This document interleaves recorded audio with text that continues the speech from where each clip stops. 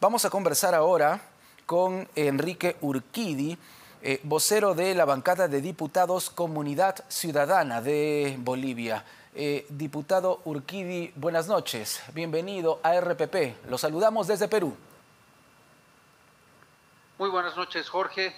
Un saludo fraternal, respetuoso a todo el pueblo peruano y, por supuesto, a todo el equipo y a toda la audiencia que los sigue a ustedes en el canal. Muchísimas gracias, diputado Urquidi.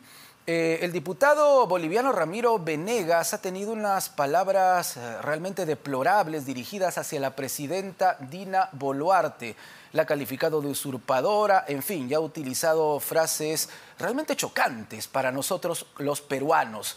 En ese sentido, desde Bolivia, ¿cómo observan este comportamiento del diputado boliviano?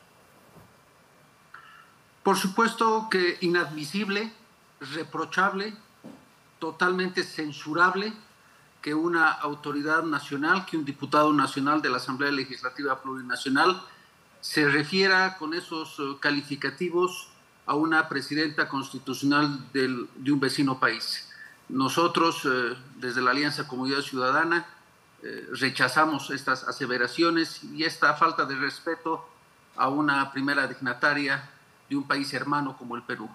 Pero lamentablemente, al parecer, la injerencia no solamente es del expresidente Morales, sino que también varios parlamentarios y varios militantes del movimiento al socialismo están en esa línea de falta de respeto total a la soberanía y al principio de no injerencia. Nosotros lamentamos esta actitud, la reprochamos y la censuramos de manera contundente. Y precisamente informes de inteligencia de nuestro país, diputado Urquidi, hablan del ingreso de por lo menos 27 operadores de Evo Morales desde hace muchísimo tiempo, ¿no? Autoridades regionales del sur del Perú también lo habían advertido. ¿Cuál puede ser el impacto de este proyecto, por ejemplo, RUNASUR, que defiende el expresidente boliviano Evo Morales en un país como el Perú?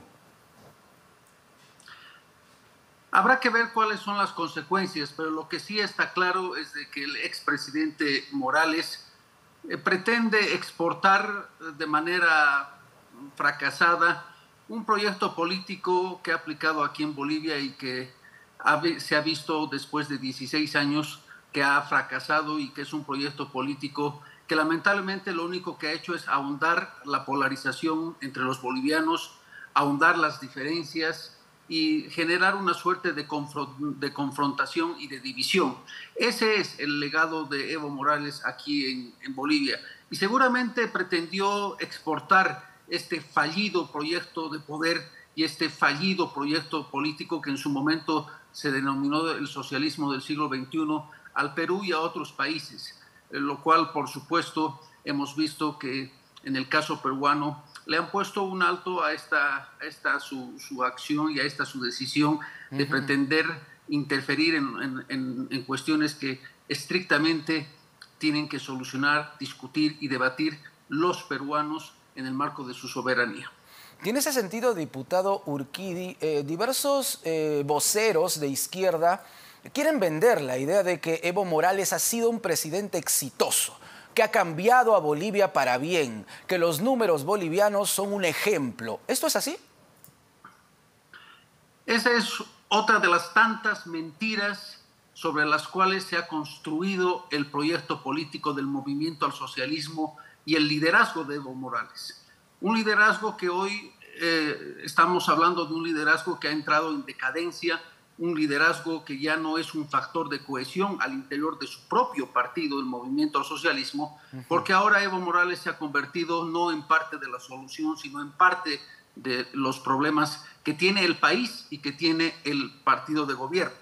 Pero durante 14 años está claro que la realidad boliviana en gran medida no ha cambiado, gracias precisamente a un gobierno y a un régimen liderizado durante 14 años por Evo Morales, que lo único que ha hecho es convertirnos en un país prácticamente más pobre de lo que éramos antes, más desigual, pero fundamentalmente un país que no encuentra el norte y que no tiene un proyecto y una visión alternativa a lo que él durante tantos años dijo y luchó contra lo que se llamó el neoliberalismo.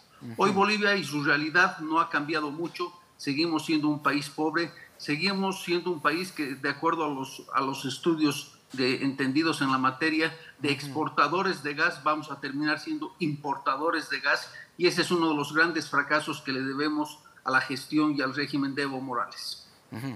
Diputado Urquidi, se habla bastante ahora también de la posibilidad aquí en nuestro país de una asamblea constituyente. Esa es otra idea que se está vendiendo por parte de algunos voceros de izquierda o de extrema izquierda. En Bolivia, ¿cómo se llevó a cabo este proceso? ¿Qué impacto tuvo en el vecino país de Bolivia esta situación, que también es una de las banderas, o fue una de las banderas de Evo Morales? Cuando Evo Morales llegó al poder en el 2006 con una alta legitimidad, producto de una votación inédita e histórica en nuestra democracia, había ganado con el 54%, dos fueron sus propuestas centrales. En lo económico, la nacionalización de los hidrocarburos, que no fue una nacionalización, lo único que sucedió fue una renegociación contractual con las empresas petroleras que ya se encontraban en el país, lo cual denota que es otra de las grandes mentiras de Evo Morales y del MAS. Y en lo político, la Asamblea Constituyente. La Asamblea Constituyente generó un gran escenario de tensión y de confrontación entre los bolivianos, porque obviamente el MAS pretendió imponer su visión de poder. Y más allá de que la Constitución haya sido aprobada por todos, por una gran mayoría de los bolivianos, hoy lamentablemente estamos sufriendo muchas consecuencias por haber aprobado una Constitución que no del todo responde a la realidad y a la problemática nacional, pero que sí respondía a los intereses políticos de Evo Morales. La Asamblea Constituyente no es buena ni mala en la medida que se generen las condiciones políticas y sociales para que no sea un factor de división y de confrontación, sino por el contrario, sea un espacio de reunificación y de reencuentro de los ciudadanos.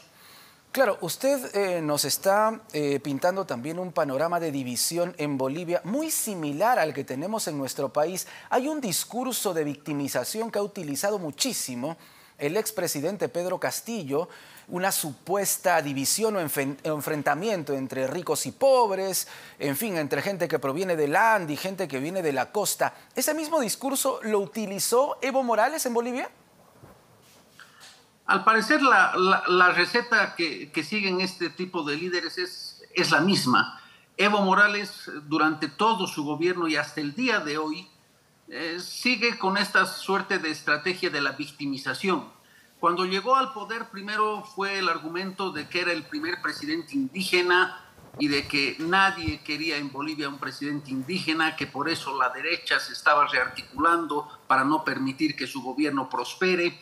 Después vino con el discurso de que los de la clase media no querían que una persona que no sea profesional sea el presidente del país. Y durante 16 años los bolivianos hemos escuchado esta suerte de victimización. Hoy lo escuchamos con el mismo discurso de que la DEA está detrás de él, de que el gobierno del presidente Arce no lo quiere, de que le quieren montar procesos, de que le han robado sus celulares para montarle y sembrarle pruebas.